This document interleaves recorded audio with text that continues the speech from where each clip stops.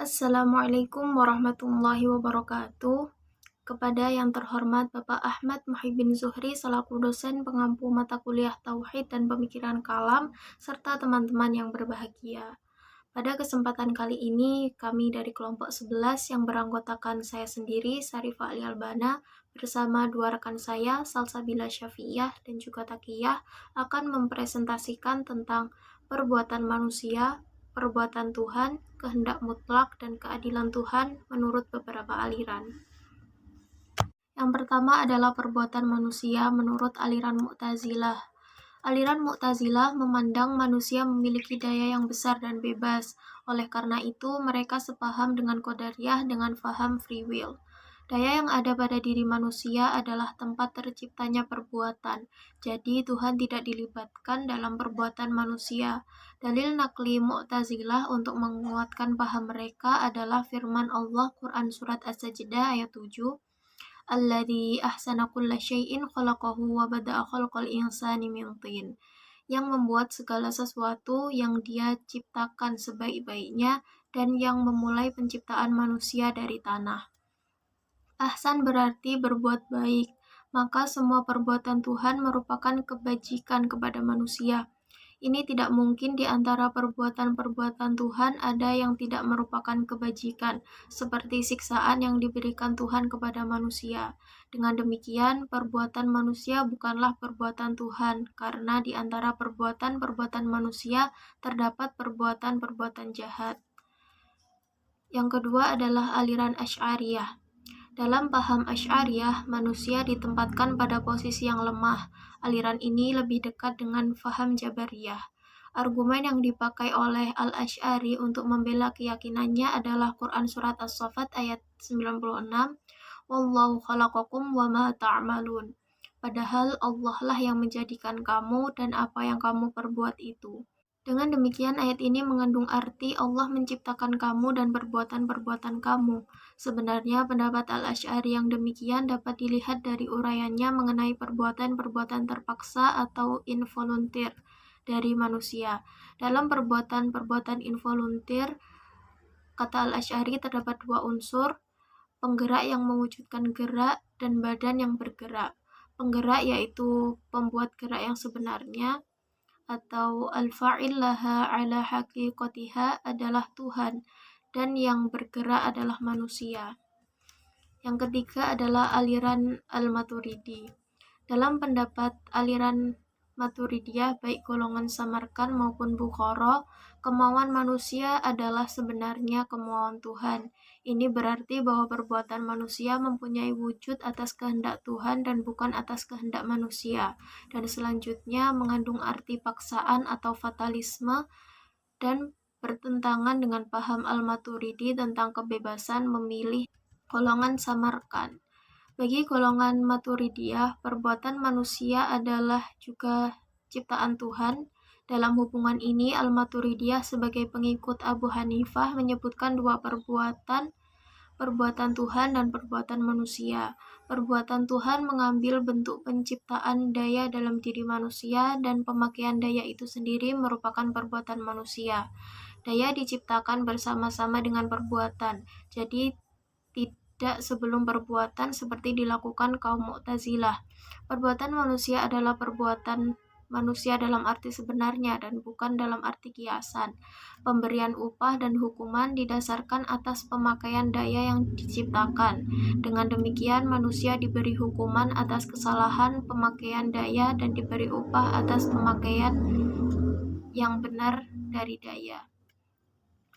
Yang terakhir adalah golongan Bukhara. Golongan ini berpendapat bahwa untuk mewujudkan perbuatan perlu ada dua daya. Manusia tidak mempunyai daya untuk menciptakan. Daya yang ada pada manusia bisa untuk melakukan perbuatan. Hanya Tuhan yang dapat mencipta. Dan dalam ciptaannya termasuk perbuatan manusia. Dengan demikian, manusia hanya dapat melakukan perbuatan yang telah diciptakan Tuhan baginya. Al-Basdawi juga mengatakan bahwa di dalam perwujudan perbuatan terdapat dua perbuatan Tuhan dan perbuatan manusia. Tetapi definisi yang diberikan berlainan dengan definisi yang diberikan oleh golongan Samarkand. Perbuatan Tuhan bagi Al-Basdawi adalah penciptaan perbuatan manusia dan bukan penciptaan daya. Perbuatan ini disebut maf'ul.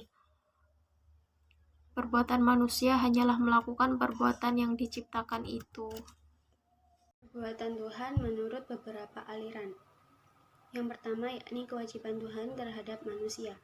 Menurut aliran Mu'tazilah, mereka berpendapat bahwa Tuhan mempunyai kewajiban-kewajiban terhadap manusia. Kewajiban itu berupa berbuat baik dan terbaik bagi manusia. Dalam paham ini termasuklah kewajiban seperti kewajiban Tuhan menepati janji-janjinya, kewajiban Tuhan mengirim Rasul untuk memberi petunjuk kepada manusia, dan kewajiban Tuhan memberi rezeki kepada manusia dan sebagainya. Menurut aliran Asy'ariyah, paham Tuhan mempunyai kewajiban ini tidak dapat diterima, karena hal itu bertentangan dengan paham kekuasaan dan kehendak mutlak Tuhan yang mereka anut. Menurut paham mereka, Tuhan dapat berbuat sekehendak hatinya terhadap makhluk yang mengandung arti bahwa Tuhan tak mempunyai kewajiban apa-apa, maka Tuhan tak mempunyai kewajiban terhadap hambanya. Menurut aliran Maturidiyah Bukhara, mereka sepemahaman dengan kaum Asy'ariyah tentang tidak adanya kewajiban-kewajiban bagi Tuhan. Namun Tuhan pasti menepati janjinya seperti memberi upah bagi orang yang berbuat baik. Menurut aliran Maturidiyah Samarkan, seperti telah dilihat di atas, memberi batasan-batasan kepada kekuasaan dan kehendak mutlak Tuhan, dan dengan demikian dapat menerima paham adanya kewajiban bagi Tuhan, sekurang-kurangnya kewajiban menepati janji tentang pemberian upah dan pemberian hukuman. Dua, yakni berbuat baik dan terbaik. Menurut aliran Mu'tazilah, berbuat baik dan terbaik bagi manusia disebut dengan as-shalah wa aslah.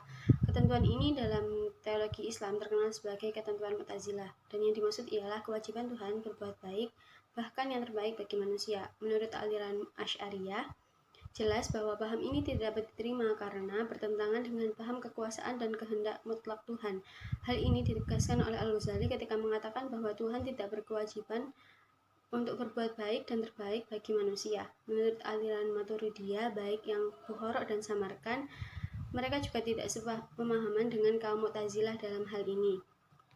Yang ketiga, beban di luar kemampuan manusia. Menurut aliran Mu'tazilah, memberi beban di luar kemampuan manusia adalah bertentangan dengan paham berbuat baik dan terbaik. Hal ini juga bertentangan dengan paham mereka tentang keadilan Tuhan. Tuhan akan bersifat tidak adil kalau ia memberi beban yang terlalu berat kepada manusia. Menurut aliran Asy'ariyah sendiri, dengan tegas mengatakan bahwa dalam Al-Luma' bahwa Tuhan dapat meletakkan pada manusia beban yang tak dapat dipikul.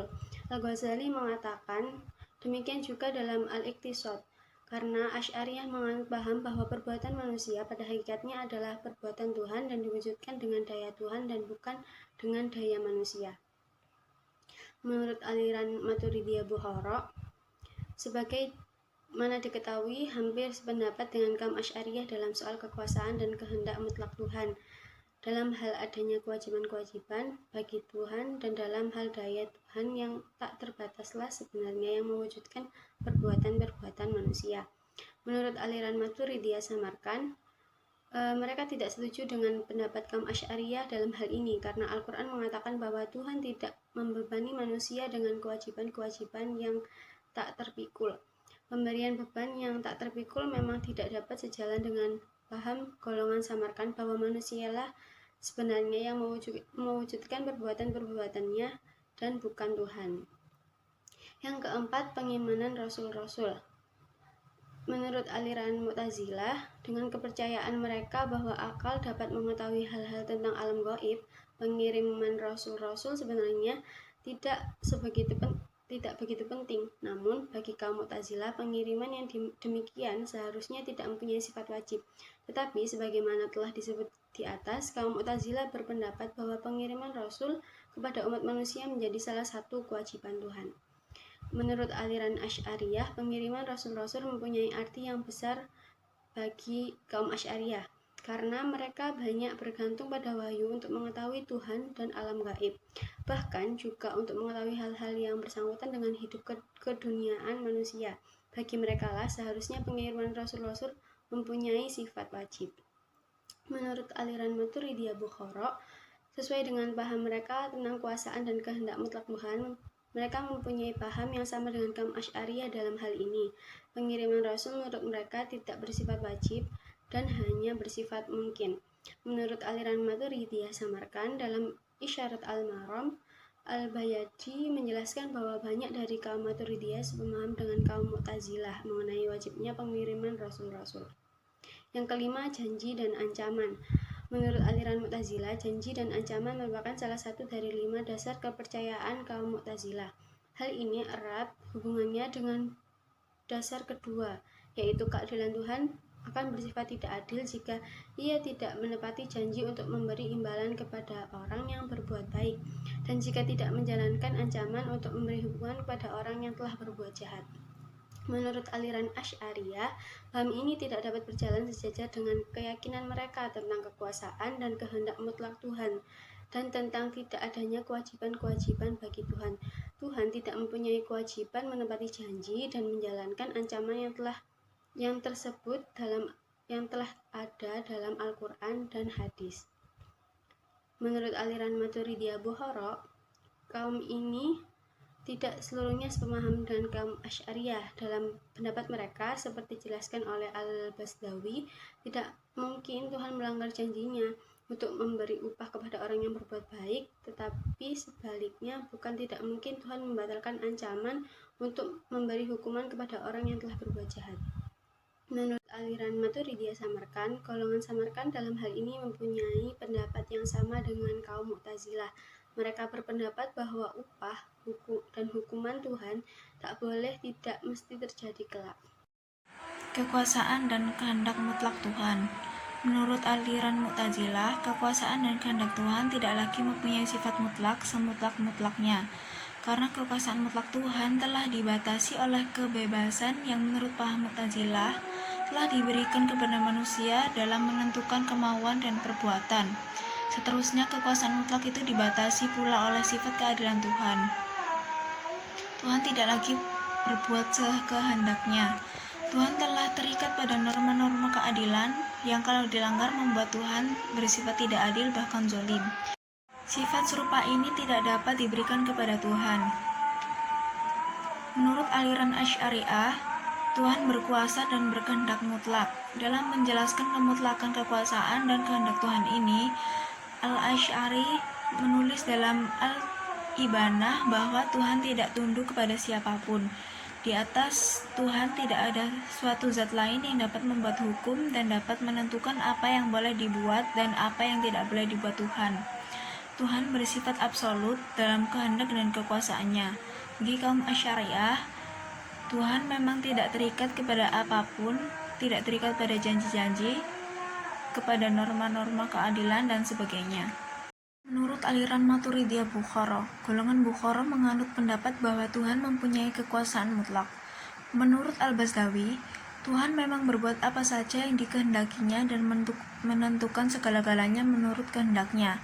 Tidak ada yang dapat menentang atau memaksa Tuhan, dan tidak ada larangan-larangan terhadap Tuhan. Namun paham mereka tentang kekuasaan Tuhan tidaklah semutlak Asy'ariyah. Menurut aliran Maturidiyah Samarkand, keadaan Tuhan menjatuhkan hukuman bukan sewenang-wenang, tetapi berdasarkan atas kemerdekaan manusia dalam mempergunakan daya yang diciptakan Tuhan dalam dirinya untuk berbuat baik atau berbuat jahat. Keadaan hukuman-hukuman Tuhan, sebagai kata Al-Bayadi, tidak mesti terjadi.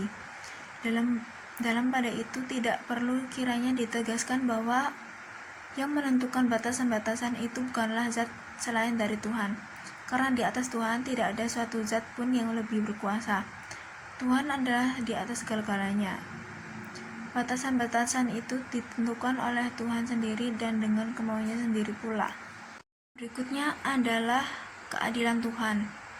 Menurut aliran Mu'tazilah, paham keadilan bagi kaum Mu'tazilah mengandung arti kewajiban-kewajiban yang harus dihormati Tuhan. Keadilan bukanlah hanya berarti memberi upah kepada yang berbuat baik dan memberi hukuman kepada orang yang berbuat salah. Paham Tuhan berkewajiban membuat apa yang terbaik bagi manusia saja mengandung arti yang luas sekali, seperti tidak memberi beban yang terlalu berat bagi manusia, pengiriman Rasul dan Nabi-Nabi, memberi manusia daya untuk melaksanakan kewajiban-kewajibannya, dan sebagainya. Semua ini merupakan kewajiban-kewajiban Tuhan terhadap manusia. Keadilan menghendaki supaya Tuhan melaksanakan kewajiban-kewajiban itu. Menurut aliran Asy'ariyah, kaum Asy'ariyah memberikan interpretasi yang berlainan sekali dengan interpretasi Mu'tazilah di atas. Sesuai dengan tendensi mereka untuk meninjau segala-galanya dari sudut kekuasaan dan kehendak mutlak Tuhan, keadilan mereka diartikan menempatkan sesuatu pada tempat yang sebenarnya, yaitu mempunyai kekuasaan mutlak terhadap harta yang dimiliki serta mempergunakannya sesuai dengan kehendak dan pengetahuan pemilik. Dengan demikian, keadilan Tuhan mengandung arti bahwa Tuhan mempunyai kekuasaan mutlak terhadap makhluknya dan dapat berbuat sekehendak hatinya dan kerajaannya. Menurut aliran Maturidiyah Bukhara, Maturidiyah golongan Bukhara mempunyai sikap yang sama dengan kaum Asy'ariyah. Menurut Al-Bazdawi, tidak ada tujuan yang mendorong Tuhan untuk menciptakan kosmos ini. Tuhan berbuat sekehendak hatinya. Keadaan Tuhan bersifat bijaksana tidaklah mengandung arti bahwa di balik perbuatan-perbuatan Tuhan terdapat hikmat-hikmat. Dengan kata lain, Al-Bazdawi berpendapat bahwa alam tidak diciptakan Tuhan untuk kepentingan manusia. Menurut aliran Maturidiyah Samarkand, kaum Maturidiyah golongan Samarkand karena menganut paham free will and free act serta adanya batasan bagi kekuasaan mutlak Tuhan dalam hal ini mempunyai posisi yang lebih dekat kepada kaum Mu'tazilah daripada kaum Asy'ariyah. Tetapi tendensi golongan ini untuk meninjau wujud dari sudut kepentingan manusia lebih kecil dari tendensi kaum Mu'tazilah. Hal ini mungkin disebabkan oleh karena kekuatan yang diberikan golongan Samarkand kepada akal serta batasan yang mereka berikan kepada kekuasaan mutlak Tuhan lebih kecil dari yang diberikan kaum Mu'tazilah. Sekian pemaparan dari kelompok kami. Jika ada salah kata mohon dimaafkan. Wassalamualaikum warahmatullahi wabarakatuh.